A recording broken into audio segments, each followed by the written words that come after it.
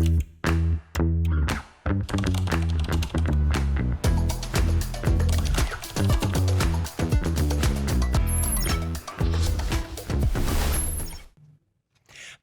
and welcome to Inside Albania with me, Alice Taylor. This week I'm interviewing Elizabeth Gowing. Elizabeth is British-born and now a Kosovo citizen. She's been living in the country for the best part of 2 decades. She is a journalist, an author, an activist, and has even forayed into Kosovar politics, working as an advisor to Prime Minister Albin Kurti. The focus of her work is on the Roma and Ashkali minorities within the country and helping empower them with access to education and to healthcare. We're going to be talking about that, politics, what it's like working for the Prime Minister of Kosovo, and of course, her work writing books about the region. Elizabeth Gowing, welcome to Inside Albania. It's a pleasure to have you here. This is the second time I've interviewed you. I think it must have been about 6 years ago that I interviewed you the first time, but that was for an article. So it's nice to have the opportunity to do it again. Yeah, it's really nice to talk to you. Thanks for having me. I want to start at the beginning, sort of asking you, you grew up in the UK, you were a teacher in inner city London, in Hackney, for example, quite a rough area. And I mean, let's start at the beginning. How was that for you? What was it like teaching in that sort of environment? And why did you decide to become a teacher as well? Yeah, I think that actually the environment was a great preparation for all kinds of things in life. I think teaching is the career that really sets you up for all kinds of other work with management, working with people who are from different cultures and communities, getting a sense of being able to make a change, not just in the lives of an individual, but also the life of society. So I think actually I can trace all the things I care about now back to the work that I was doing back in inner city London 20 odd years ago. What was it that motivated you to be a teacher? Was it something you'd always wanted to do, or something you fell into sort of as you studied and things? Yeah, no, I never wanted to be a teacher. I was always insisting I'm not going to be a teacher, but I think I hadn't understood what teaching was. You know, teaching is so if you understand the psychology of learning, if you're interested in the social impact and what schools can be in communities, then actually being a teacher is not only what you see as a pupil. And I suppose that's what I'd been reacting against. Mm. And you moved to Kosovo, came to Kosovo in, I think it was 2006, is that right? Yeah, that's right. We came with my partner's job. Yeah. Yes. And how was that? I mean, 2006, it's sort of 20 years ago almost. What was Kosovo like then? Like, what was it like when you sort of touched down in Pristina? I think it had moved on quite a lot from the war in 1999. So we weren't in that sort of first phase of the people. We did meet some people when we came here who'd been in Kosovo since the war as foreigners, and talked about, you know, the power cuts and the days without water and the dangers and the landmines that hadn't been cleared. And I think you have that first wave of people after there's been a war, a humanitarian disaster, who are dealing with all of those really hardcore things. We weren't doing any of that because by the time we'd come, I think the country was very much stabilizing. It was really looking towards independence, which came 2 years later. And there was an interest then in going beyond the basic needs. If you think about sort of Maslow's hierarchy of needs, it's not just the need for food and water and shelter, which was what was immediately essential in 99. But by the time we'd arrived, people were starting to think about cultural heritage projects and the environment, and areas where, frankly, a bit more comfortable to work on, and areas where I had experience and passions that I could bring to the country. So I think we didn't get to see immediately post-conflict Kosovo, although the physical scars were still there. And of course, the psychological scars remain in Kosovo from all of that period. But we were part of a sort of a second wave, perhaps, of supporting the development of the country. And it's moved on just so much since then as well. And so it's been a real privilege to see how that develops over those, as you say, nearly 20 years now. And I guess, did you have any sort of preconceptions before you came to Kosovo? Like, I remember all I knew about Kosovo is what I'd seen on TV during the war and sort of a few years after the war. And I guess you would try not to have any preconceptions and just to go and see how it is. But was there anything that you were worried about that then turned out not to be true? Yeah, I mean, of course, all that even today, what most people know about Kosovo is the war or the refugee crisis from 1999. And so those are the images that people have in their minds still when friends come and visit us in Kosovo. That's what they're thinking of. And certainly today, but even in 2006, the situation was so different. So it was an immediate shock to one's preconceptions. The first Kosovars I'd met were in London when I was working in Hackney. I was the deputy head in this primary school, and there was that was in 1999 when those first families were coming. And so I had met people who told me their personal stories of Kosovo, but of course that was the stories of a war. And so yes, it was the sense of having everybody's face very firmly towards the future and towards rebuilding, and the energy, I suppose I hadn't anticipated. You'd think maybe people would be exhausted after a war, and of course people were, and in some cases still are, but they, I think, have channeled a lot of that energy into building a new country and building new lives, and that's a very inspiring place to be. And it was then in 2006 as well. I still struggle with people's preconceptions, and stereotypes. When I say I live in Albania, I get some very strange questions. My mum travelled to Yugoslavia in the 60s, and Albania was the only place she couldn't go to. And she told me this story. She was in Corfu, and she could see a couple of lights in Saranda. And she asked the barman, sort of, what are those lights over there? He was like, oh, that's Albania. But, if you go, they'll never let you leave. If you manage to get in, they'll never let you leave.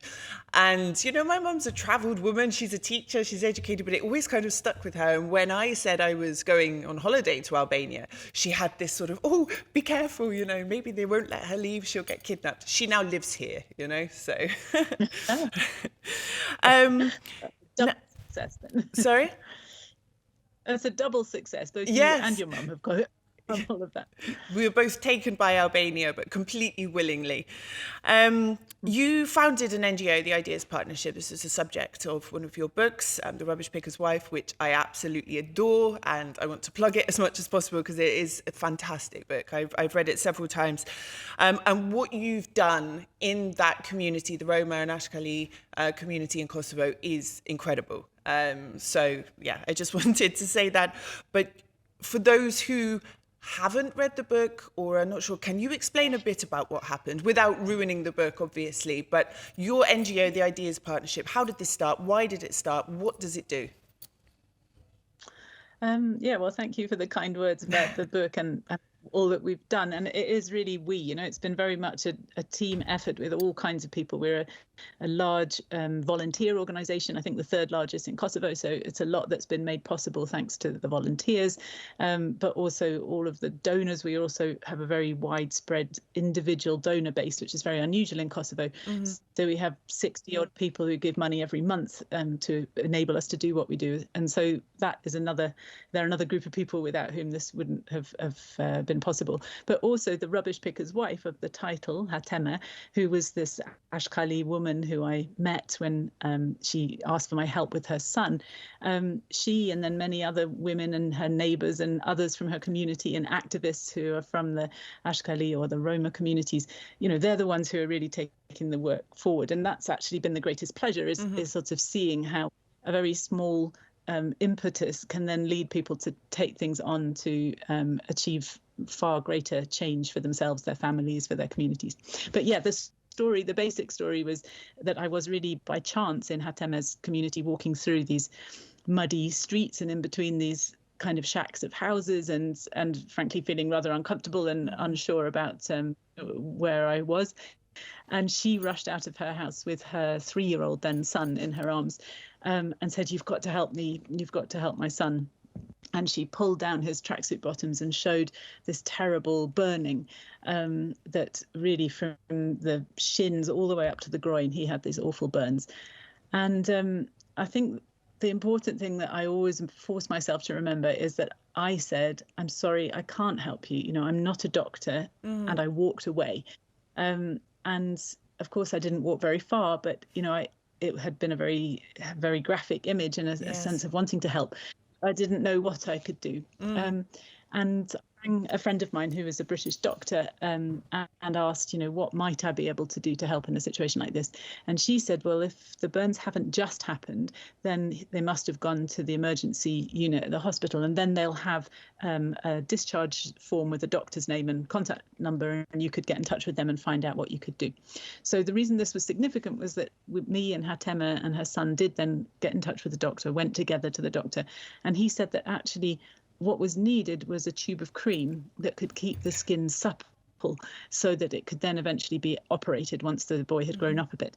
And the tube of cream was significant because it meant that that was a tiny amount. It was €9 for the tube of cream. And I said to Hatema, just call me when the cream has run out and I'll come and bring another tube, which meant that every 2 weeks I was getting a call and I was turning up at her house. And at first I just handed over the tube, but the next time I was invited in for a cup of tea, and the time after that she invited the neighbours around. And so in this very organic way, I got to know her and her community.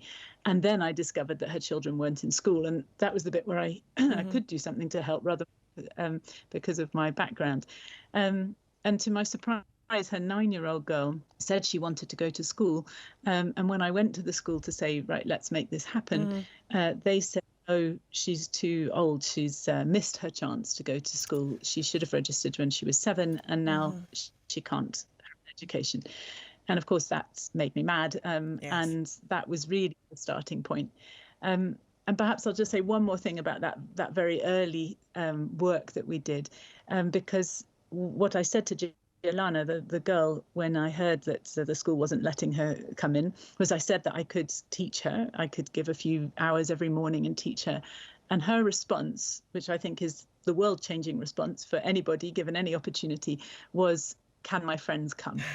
And really, it's that transformed this from just one person and 2 women talking and one daughter to being a project. So Jelana was that first activist, really. And then from there, they ended up getting into school, didn't they? After a lot of work and sweat and tears and obstacles along the way. And many volunteers coming to help as well. But so we managed on that first day, I wasn't sure how many kids would turn up. I imagined maybe 5, but it was 23 on the first day. And by the end of the first week, we had 50 children coming along with Jelana. Wow. And so, we got 62 children registered for school that year, and then we started to look at more systemically what could we do to make sure that wasn't happening in the future. And so we've now have 3 centres, one in 3 different municipalities around Pristina and Kosovo. One of them, we have our own building that we completed a couple of years ago, where we have over 800 people come through the year to all kinds of activities. There's support for children in school, but there's also a preschool. There's also women's literacy classes. There's help for mothers who are pregnant, with a midwife who comes. There's a young leaders program trying to inspire the next generation of change makers. And there's a reading club and a science club, and all of the things that you can do when you've got a lovely space and a group of people who've got a real appetite for change. And so we have those 3 centres, and we work mainly still with the Roma, Ashkali, Egyptian, but we also have children from other communities who come. And our policy is to try to help people who are in need, but mainly to help people to help themselves, but also to help people who are in need to help others in need. So to turn those people into the agents of change. Like Jelana was on that very first time that I offered her classes, and she said, can my friends come? She was then, helping others through what she got. And that, I think, is the way it can be transformative for everybody. What's she doing now, Jelana? Well, she's now 24. Wow. She's married. She's got children. I'm hoping that her little one is going to be starting at preschool, because, that's the real shift, of course, the generational shift. And we do in our preschool in Kosovo. I went there last month and bumped into a guy. I was like, is that you, Abubakir? Why are you here? And he said, well, because I'm coming to pick my daughter up from preschool. And he was with kids on that very first day, one of those first 20 children. And he hadn't had, he was 13, I think, at the time. And so he, was late to school, hadn't seen the need to go to school. And now he's sending his daughter, not just to compulsory schooling, but to preschool. So that's how much he values And over the years, how many people do you think have benefited from the education sort of programs that you offer and from the NGO as a whole? It's really difficult to quantify. I mean, we have, so 450 children are in our programs at the moment. Wow. And we've been going for 14 years. Wow. We haven't been that big for all those 14 years, but if you multiply it out, we're talking about thousands and thousands of children, which, yeah, it's a real privilege and an amazing sense of all those alumni going out into the world and skills and being more engaged in a more integrated part of Kosovo society. It's a huge number of people. I mean, it's incredibly impressive. I guess I want to just, for those who are watching who may not understand this situation so well, this community, and it happens even in Albania, the Roma and Egyptian community, there is still segregation in schools in Albania if they are attending school. You know, why is there this divide? Why was there this need? Why did you come across so many families who are sort of excluded from the system?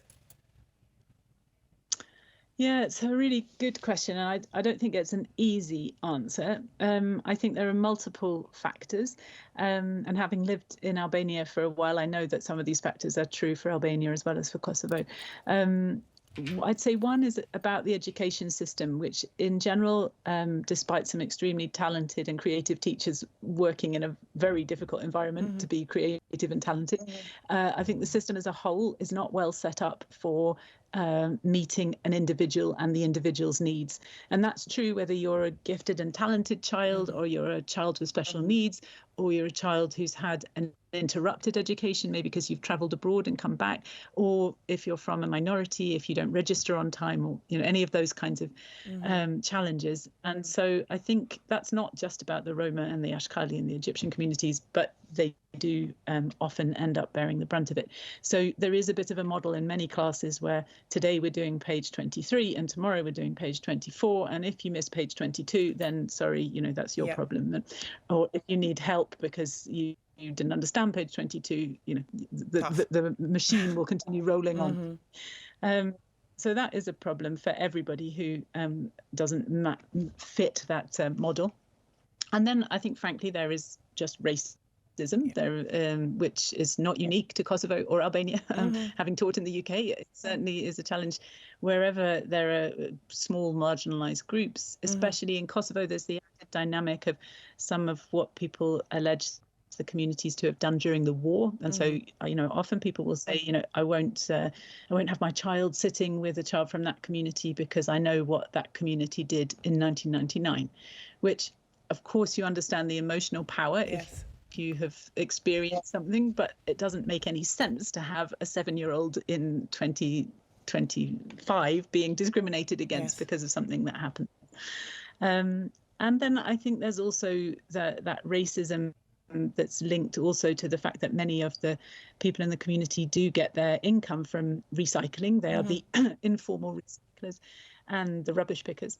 And so they're often associated with being dirty. And that's often a reason that's given, like, I don't want my child sitting next to a dirty child, which is something that has to be challenged by teachers who are real activists for social change and parents. Yes, exactly. Yeah, and I guess this was another question I had, I think even when I published my first interview with you, there were people saying very negative things about this community, and I'm wondering, when you set up this NGO, when you started doing this work, especially on the scale you're doing, did you ever get criticism, negativity? Why are you bothering with this, etc.? Was there any? Yeah, there has been a fair bit of, I mean, there's, some just usual internet rubbish kind of people posting things on Facebook. And in fact, the government in Kosovo has set up a report discrimination platform, Rapporteur Discrimination. And I reported somebody who wrote a really unacceptable comment about the Egyptian community on one of the posts that I had done there, and another about another post that I had where I'd been talking about the community. And one of those people has been now taken to court thanks to it being reported through that platform, which, that needs to just keep on happening. And I think, the biggest way of challenging some of that negativity has been through our volunteers. I love the fact that we have have volunteers from the community. We have volunteers from overseas who come, many British people, but also Americans and Germans, and who come and spend a summer or whatever. But we also have lots of often high school students, university students who come on a Saturday to our activities, or who help out with fundraising, or who come and run something with the preschoolers. And I've had a few people from that group telling me how they have then gone home and challenged the vocabulary that's used about the community, the names that they're called, the prejudices that they've encountered, kind of over the family dinner table. And I think that is really deep level of challenging prejudice, that there's no I do that, that's not what the media can do. But a conversation between a teenage girl and her father saying, Dad, I don't want you to use that word anymore, is how things really do change. And so that does give me. But what about at an institutional level, when you were sort of pushing to go to school? What sort of obstacles were you coming up against when it comes to policy and laws and just getting access to basic things, healthcare, education, getting people into the system? You've worked through several governments with this partnership. So how did you overcome those issues? Because those are, it's a roadblock completely, if you come up against something like that. Yeah, I think one of the things that I love about Kosovo, and one of the things that is at the same time the biggest challenge in Kosovo, is that the people tend to be great and flexible and want to help, and the systems tend to be not set up to help. And actually, that's the exact opposite of what I'm from in the UK. In the UK, I'd say it's often the other way around. The systems, by and large, are well-meaning and functional, and then the people who are operating them often don't dare to be well-meaning or functional. They just sort of hide behind the system. So, there's a pros and cons.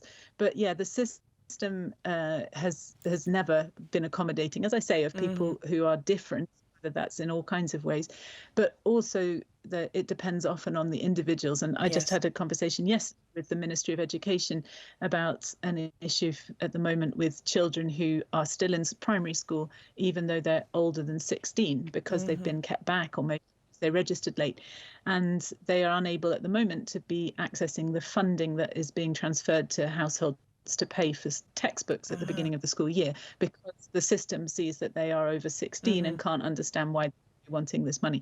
And I'm so grateful for the individuals at the ministry who are saying, okay, we need to find a way around this, but that's because I was making that contact. If you were an ordinary member of the community trying to use the online platform, the platform is just saying no.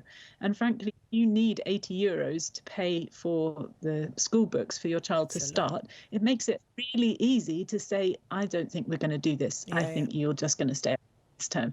And so that's a classic example. The system is not set up to actually ensure maximum school enrollment, which is what we all want. But the people in the system are to battle it to find a way once I raised the issue with them and they saw what the problem was. So things are getting better. Do you think it's, if we had to be blunt? Yeah, things are definitely getting better. And that's partly because we now have Ashkali teachers in the system. We now have Egyptian social workers. We have a kind of new middle class who's from the community, who have been well educated, sometimes foreign educated, who are advocates. And that's the biggest sign of hope, I think. Yes, we have our first Roma minister who will join in the government in Albania this autumn. So I'm hoping to interview her soon. She's lovely. So it's been 20 years almost, let's round it up. Is there anything you wish you know now that you wish you knew on day one? Or if you could go back and change anything, hindsight, the power of hindsight. Well, I suppose, when we came to Kosovo with Rob's job, we thought we were only going to be here for 6 months. And so I didn't, and perhaps it's good that I didn't know, because I don't think I'd have come here and thought that you were signing up for 20 years. But on the other hand, I could have probably started doing a lot more things. And I felt very hesitant about, being a guest in the country. I'm now a citizen of Kosovo. Yes, 7 years ago, we were given citizenship. Thank you. No, I'm very proud of that. And I think that gave me more of a kind of confidence just to say, yes, I contributing here. I belong Yes. here. There's something I can do, even while I realize I'm not the same as people who were born in Kosovo. I'm not the same as people who've gone through all of that history that Kosovo has, and all the traumas that many Kosovars have experienced. So, I still absolutely need to draw a distinction, but at least now I feel like I have a right, but also an obligation to be doing something here. Yeah. And I think for a long time I was very hesitant, and perhaps I lost some time because of that. I'm an Albanian citizen now as well, and it definitely, you definitely feel a bit different, like in your day-to-day life and how you interact and what you do and what you expect and your obligation as well. It definitely does empower you in a very positive way to want more, to demand more, to help more. It's a strange feeling. It was literally, as soon as I got it, I just felt slightly different. I don't know if you had the same sort of feeling. Yeah. Well, Rob and I aren't married. We've been together for 33 years, but we're not married. And people often say that that's the way it feels when you get married. Although the person's the same, that bit of paper kind of shifts things. And as you say, I can imagine not being married, but I can imagine that maybe that's how it feels, that same shift. And certainly when I went to a football match recently where Kosovo was playing Northern Ireland, I was, shouting and screaming and chanting with the Kosovars, and I bought a scarf saying with the Kosovo. And I mean, there's no way I would ever do that in England. So I am the classic immigrant story as well, of like being more Kosovar than the Kosovars in some ways. People come into our sitting room where we've got a low sofra table, the traditional table, and we've got the shilter around the room. I mean, really not as an affectation, but genuinely because we just like low-level living. We like sitting on the floor, always sat on the floor, even when I've had a sofa to sit against. And people walk into our sitting room and they say, "This looks like my grandmother's house." And I think that they think that it is a little bit odd to kind of come to Kosovo and then to recreate somebody's, village grandmother's house. But so I see that in that way I am doing the classic immigrant. I'm laughing because I had exactly the same thing. I had a TV crew come to my house. They wanted to do an interview in my house, and they walked in and they were like, because I have antique furniture from like the north of Albania, and then I have a lot of Enver Hoxha era furniture because it's good solid wood, and I like that mid-century modern stuff. And she was like, "But everyone throws this out and you're keeping it, And I have a sofra as well, and they liked it, but they were just like chilems and things. They were like, "It's really weird. We expected something different." But again, it's not that you're deliberately trying to recreate it. It's that I genuinely like the furniture. I like the chilems. I like the colours. I like sitting at the sofra to play Scrabble or have my dinner. It's exactly. But yeah, they all think I'm crazy. Jigsaws on the sofra far better than jigsaws on any other location, I think. I want to talk now, changing the topic slightly, about your writing. You've written 8 books, I believe. I counted. Is it 8? 7. But thank you for saying it. Okay. Makes me feel 7. I'm working on them. Maths was never my strong point. 7 books, and most of them have been about the region, Albania and Kosovo. Are you planning any more? Are you able to share with us? Yes, and that's why it's very inspiring to be told that I've written 8, because then I can gives you a little push. Like it's really on I knew I wanted to write another book about Kosovo, and to be honest, I was slightly casting around for the angle, because each of my books about Kosovo has had obviously a different way into it. The first one was about becoming a beekeeper in Kosovo. Then I wrote the one about Edith Durham, retracing her journeys, one about Kosovan silver filigree and the rubbish picker's wife, one about women, which was a Balkan-wide book. And then I went to Dragaš down in the southwest of Kosovo, thinking maybe I could write about there. I did a sort of research trip. And then I went to visit the Albanians of Montenegro. I was thinking maybe I could write a book about them. And I sort of couldn't quite find something that was calling to me. And I went home, and then one day I was just chatting to my neighbour in our kind of yard, and he was telling me all about the history of our yard and this the block where I live. And I realised that I didn't need to go to Dragaš or Montenegro, because actually there was material for a story right where I live. So 4 years ago, Rob and I bought a flat in this, it's called Bloku I Par. It's not the same as the block in Tirana in terms of its the history of it, but it was the first collective housing in Kosovo. And so these are 14 buildings. They're sort of, I mean, they're a little bit like council houses from the 1940s in London, and they have the charm and also the scruffiness of that. And in the 1940s, they were built for, well, the words that people have been using in my interviews about it have been intellectuals or the elite, the VIPs of the time. And so there were a lot of university professors, there were singers, there were people who worked with the National Theatre, there were teachers, there were police officers. And so I realized that there's a whole history of Kosovo in miniature in this block. And so I've been doing a load of interviews. I've done 44 interviews, and now I really am on the writing stage, trying to use this block and its stories as a way of telling the story of Kosovo. And do we have so it's going to be finished by January. By January? Yeah, by January. I was saying it. Look, publicly. Yes. I'm going to call you on the 1st of January, like Elizabeth. Does it have a working title at the moment? At one point, I was going to call it 44 Cups of Coffee, because these 44 interviews have been, and the sort of sense of coffee and the hospitality that goes with that. But I think that I'm now just going to call it the first block, but I'm going to spell block the way that it is in Albanian, B-double-L-O-K. So that will kind of signal to people a little bit about what it's about. But I'm not 100% sure on that. I've probably got to write it first. But And actually, I wanted to ask you talking about the Albanian language, your Albanian is so good. Are you one of those people who's just really good at languages? Because, I mean, it's been 8 years. I understand everything in different dialects as well. I can understand the different dialects, but speaking, I find the grammar so difficult. You know, how did you get to the level you are? Well, I definitely still make mistakes. I'm still learning, new words practically every day. So it's not, it's a work in progress. And I think there's a lot to be said for the tolerance of the Albanian people, the native speakers of Albanian, because I think I'm sure you've had the same experience, such encouragement, even when you just know a single word or if you have a go. So that definitely helped. But yeah, I did wonder whether maybe it was the first language I'd really tried to learn fluently. I spoke a few other languages up to sort of, I've done exams in them. And so I thought, well, maybe I just do have a fluency with languages. And then 2 years ago, I started trying to learn Serbian, and I kind of cockily thought it would be similar. But I have learned that, no, I do not have an innate talent for languages. There was clearly something about the way or the time of life or the whatever about learning Albanian, because my Serbian I really struggle.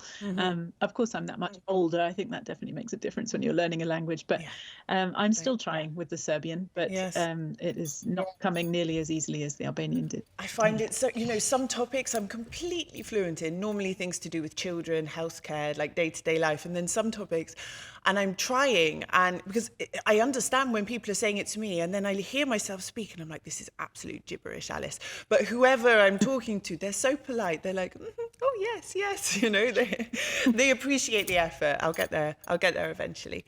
I wanted to ask you now, you were an advisor to Prime Minister Albin Kurti in his government for communities.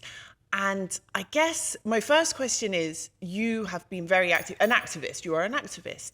And how was that transition to politics? Because I see activism, you follow your heart in a lot of ways, it's driven by your passion, but politics is a lot more rigid.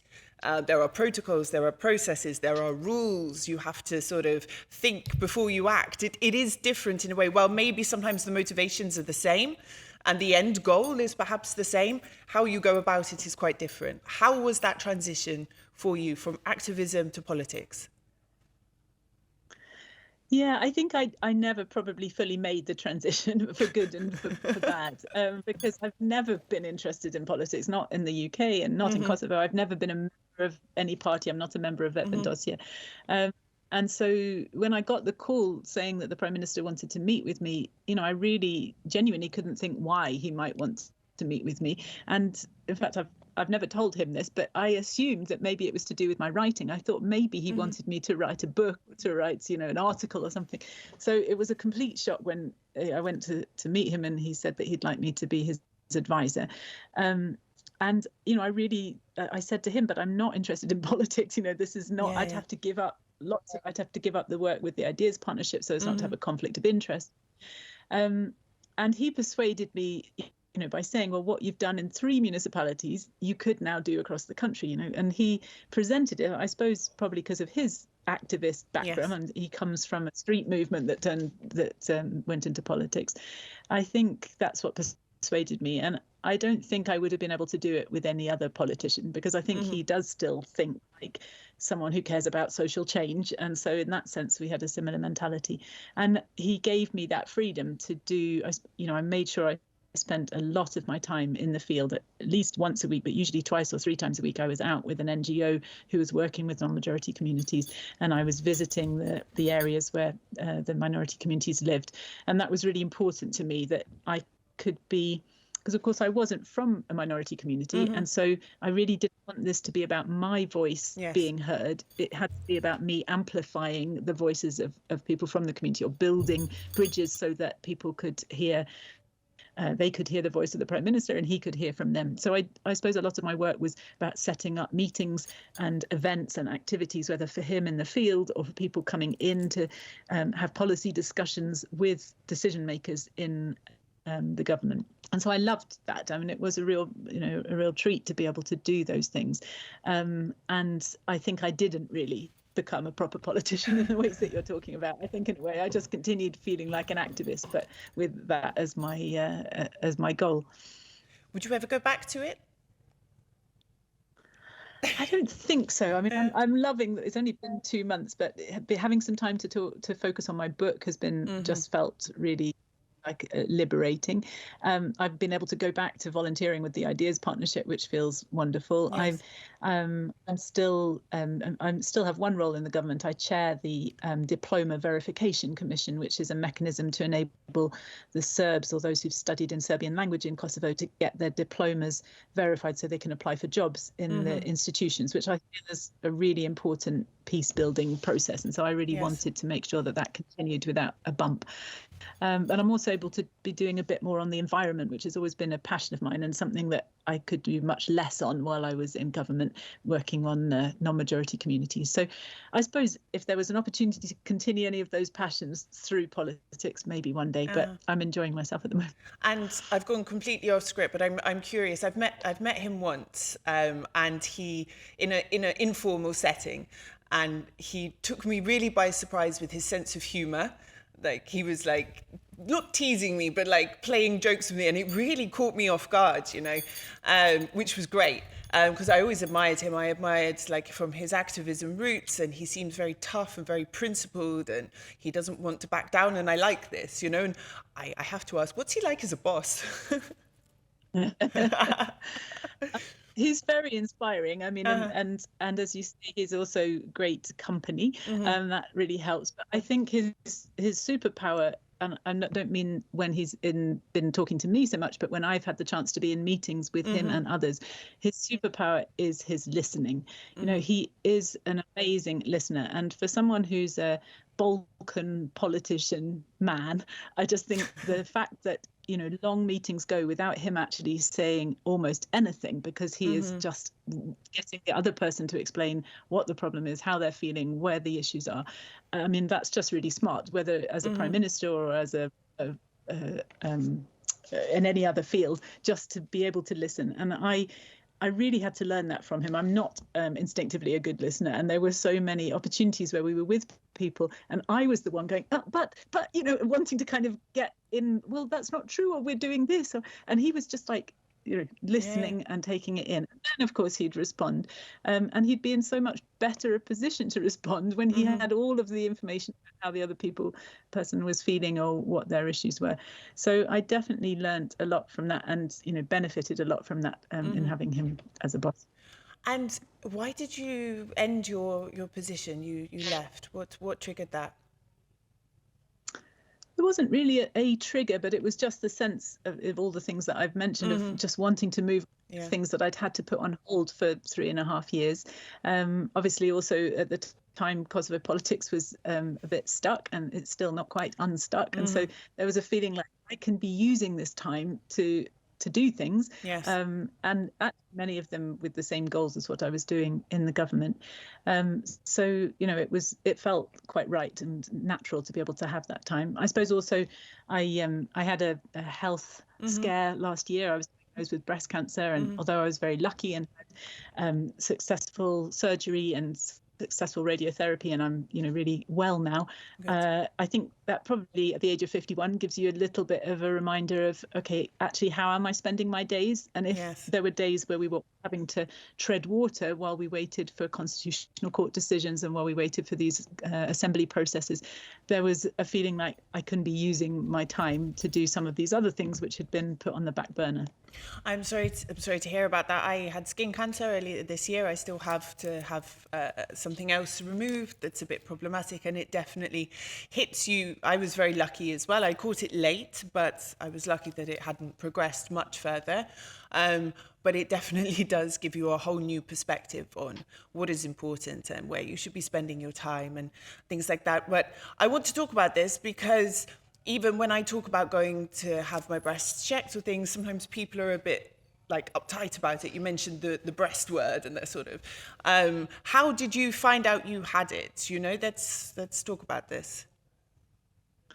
Yeah, well, I'm so grateful to the Kosovan health system because as a Kosovan citizen, I went for a regular routine mammogram. Just had to go to my local health centre and show my ID card, and they gave me a mammogram and I got the results 3 hours later. So it was an extremely easy process, and the results showed that there was a lump which I had not been aware of, and in fact it was very deep, and so even once I knew exactly where it was, I wouldn't have ever found it. It was only through the mammography.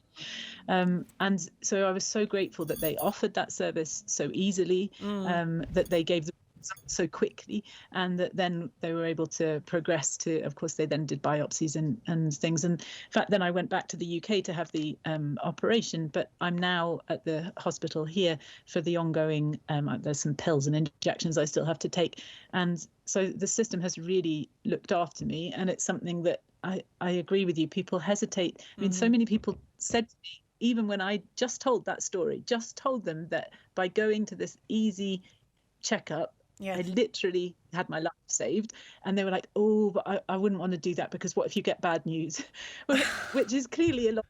I mean, we're all illogical about our health, but you need to get the bad news quickly so that you can turn it into good news, because you really don't want to wait to get the bad news late. And so I see the hesitation from women to go for these checkups. It's great that in Kosovo they're free. There's a mobile unit, or there are mobile units which go out to rural areas. So in fact, when I went recently to the hospital to get my pills, the room was absolutely packed full. And I said to another woman who was waiting, like, why are there so many people? This is, crazy. And she said, well, it didn't used to be like this, but now that the government has offered these free mammograms, they're picking up all these people who otherwise were going undiagnosed. And so I think there's now more than 50% of people are survivors after there's been breast cancer identified in Kosovo. And so, the statistics are improving because people are catching it in time to do something about it. And the exam itself, I don't particularly like going. It's not the most pleasant part of my day, but they are professionals. They've seen 1 million breasts before. It's not, they're not judging you. They're not going, oh, that one's a bit funny, and, that one's bigger than that one. There's no shame. You just go, you do it. It's done in a couple of minutes. You get your results. It's nothing to be ashamed of or scared about. You just feel slightly awkward, and it might be a bit cold for a couple of seconds, and then that's it, So I would encourage all people. In my mind, it's no worse than like having to put your swimming costume on at the beach in the water. I mean, it's the same level of public. And in my case, I had it here, and I knew it was there for a long time, but I didn't really know what it was until it started. I had it for over 2 years before I understood what it was. It was only when it started bleeding for no reason that I thought, there's something going on here, And I guess there was an element of that I thought it was a bit strange, but I kind of buried my head like, oh no, it will be fine. I'm sure it's nothing. It will go away, you know? And, you know, when I said that I'd had it, I had people messaging me saying, don't use sun cream. That's what caused it, blah, blah, blah. And I was like, I literally just had it because it was in a place where the sun cream wasn't reaching. It was just in the hairline here, you know, like that's literally why I had it, you know? So any moles, I went to the doctor again afterwards. I was like, check every single mole on my body. And I will go every year now to be checked, because for a few moments of feeling slightly uncomfortable, it's better than risking, you know, and God knows what. So I'm glad you have recovered and that you were lucky with your experience and everything. But go and get checked. This is my message to everybody for everything. If something doesn't seem right, it's better to check it than just bury your head in the sand completely. I wanted to ask my last question now. What's next for you with the Ideas Partnership? What projects are on the horizon? Well, there's still plenty to do, and it's a challenging time to be trying to do it. The Ideas Partnership, like lots of NGOs, suffered with the USAID freeze, and it's a hard time to be fundraising. Everybody's experiencing the cost of living squeeze, and so we're having to do a lot of fundraising in creative ways. We're starting to offer some of the training that we've done within the organisation to develop management skills for our staff. We're now offering that for a small payment online for other organisations as a way of trying to fundraise. We just recently opened a free shop, in fact 2 free shops, which are spaces where families in need can come and choose what they need, the clothes they need from things that have been donated to us, rather than us putting together bundles and just making assumptions about what people need. So that's part of a circular economy approach and making sure that things that might otherwise be thrown away find new homes, but also so that people can get the things they need with dignity. So those have been some new initiatives, and I'm continuing. I've got to work on this book. I've got to, because you're going to ask me. Yeah, I'm going to be calling. So there's that to be worked on, which is a big project. And then I'm looking to do more, as I said, on the environment, which the Ideas Partnership has always had a bit of an environmental focus, but I see that there's really very little understanding of the issues of climate change and the climate crisis. And actually the statistics show that people from non-majority communities have even less understanding of the climate crisis, even though they're the ones that are most likely to be affected of it, because they're most likely to live in places that will get flooded, or most likely to live to have jobs that will be become more difficult to do. And so I want to really lead on some sustainable community understandings and some new projects to promote what we know about how to live sustainably. And so I hope that that's something that can start later this year. Can we import some of that to Albania as well, please? Because we need some of that here as well. It's a big problem, you know. I saw all summer in these groups on Facebook people who've come to Albania for holiday, and all of them talk about the trash problem. Rubbish everywhere, overflowing rubbish bins, rubbish in the sea, rubbish by the side of the road. And I feel so sad about it. And, you know, people keep their homes so tidy and immaculate, but then outside, rubbish, rubbish, rubbish. But there's no system, there's no framework, there's no structure, infrastructure to do recycling and this sort of thing. And I just think this has to be a huge priority. That's a topic for another show, perhaps. And I think, because people in Albania and in Kosovo are so proud of their country, quite rightly, and proud of how beautiful it is. And they go to visit some of the places they're most proud of, and then they leave cigarette packets and Coke bottles, scattered all over it, which is we need to sort of make the connection between being very proud of your country with then the way to treat your country to show that pride and love. Yes, exactly. Very well said. Elizabeth, it was a pleasure. Thank you so much. Oh, thanks a lot, Alice. Thanks. Bye-bye. That's all for this week. You can watch Inside Albania every Saturday on Euronews Albania at 4 o'clock on our YouTube channel, Euronews Albania, and across all major podcasting platforms. If you have any stories, any ideas, any people you want me to interview, you can find me on TikTok, on Instagram, and on Twitter, or X as it's now called, at Alice in Albania. Until next week, Mira Pafshim.